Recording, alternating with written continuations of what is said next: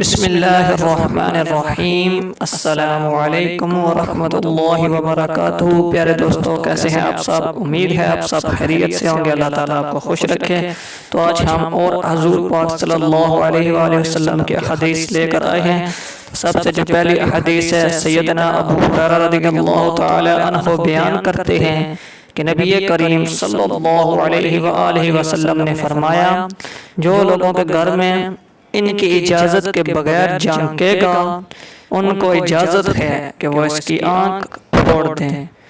یہ کتاب مسند احمد حدیث نمبر 8291، یہ صحیح حدیث ہے۔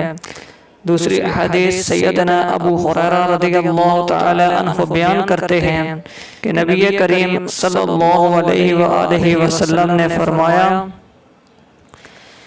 اس ذات کی قسم جس کے ہاتھ میں میری جان ہے، تم اس وقت تک جنت میں داخل نہیں ہوگے جب تک ایمان نہیں لاؤ گے، اور تم اس وقت تک ایمان نہیں لا سکتے جب تک آپس میں محبت نہیں کرو گے۔